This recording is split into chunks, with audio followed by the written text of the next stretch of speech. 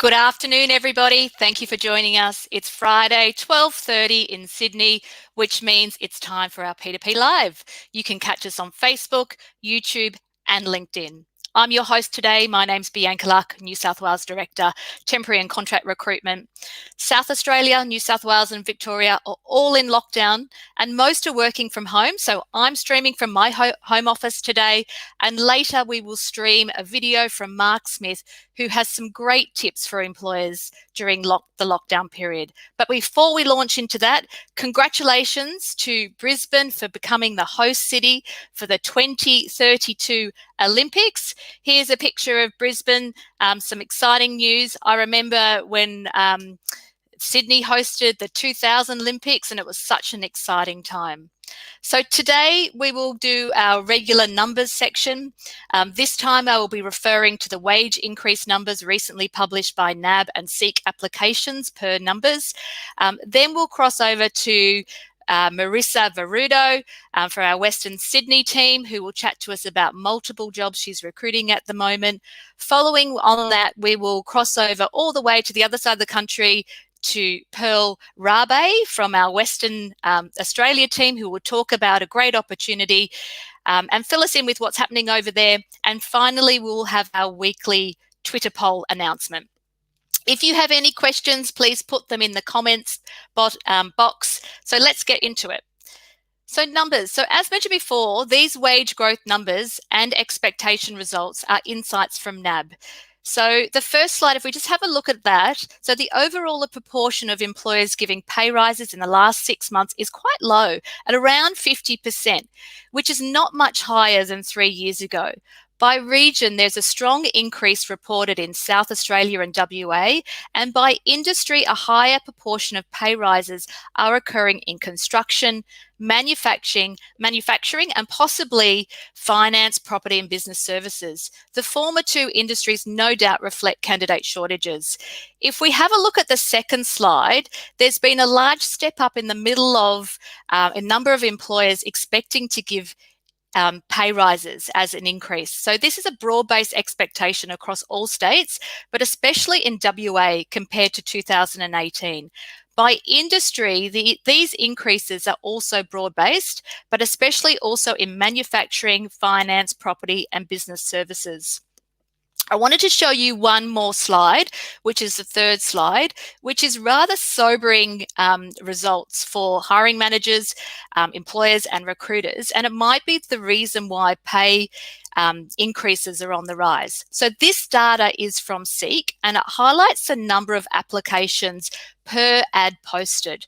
So the applications per job ad are close to the lowest they've been since 2012. And they peaked at almost 220 applications per job 12 months ago. And now they're sitting at around 70 applications per job ad in SEEK. So if you're wondering why it was hard to secure a job last year, and this year you've had multiple jobs represented to you, this is why. When there's a scarcity in candidates, salaries are often increased as an attraction and a retention strategy. Before we cross to Marissa from our Western Sydney team, we'll just stream a video from Mark, our very own Group Managing Director, who has some awesome tips from employers during lockdown.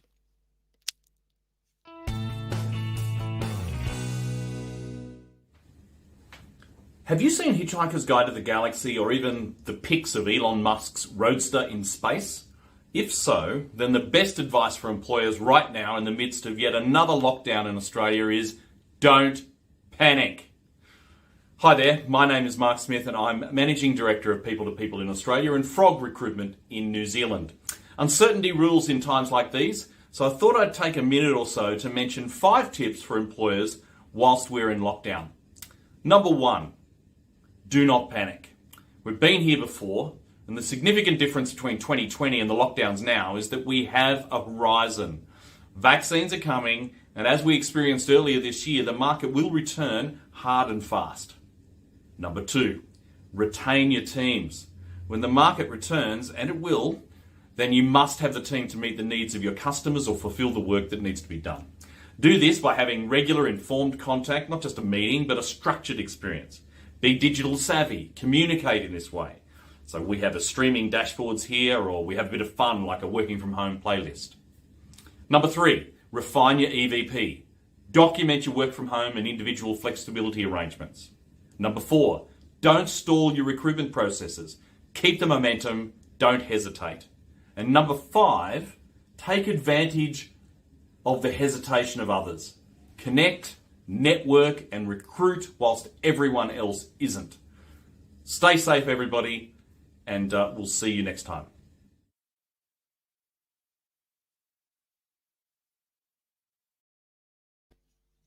So there's some great tips from Mark, so definitely take that on board. Marissa, welcome. Hello. How are you going? I'm good, thanks. How are you? I'm good, thank you. So I believe you have multiple roles you want to talk about today. Tell me about them. I do. So I am currently working with the market leader in electrical product development and industrial solutions. They're a global organization, and I've been recruiting with them for over 12 months now. They have had a push in their sales division. So I'm recruiting for a couple of outbound sales representatives to start in their newly created outbound sales team based in Seven Hills. So within this position, the main responsibilities for these candidates would be to make outbound calls, build rapport with current and new clientele, and regularly promote their new products to those clients as well. Okay, sounds good. Sounds like you're going to get a lot of applications. So what would make someone stand out for these roles when they send their resume through to you? Sure. So what I'm looking for, and what the organisation is looking for as well, is to see candidates who have worked in a similar industry, if possible. But if not, if they've worked in a role where they were exposed to multiple products or product training, in-depth product training, that would be really beneficial. But also, I am looking for candidates who have had outbound sales experience within any industry. But also, if you have outbound customer service experience, that would be something I would be looking for as well. Okay, great. And are there any benefits?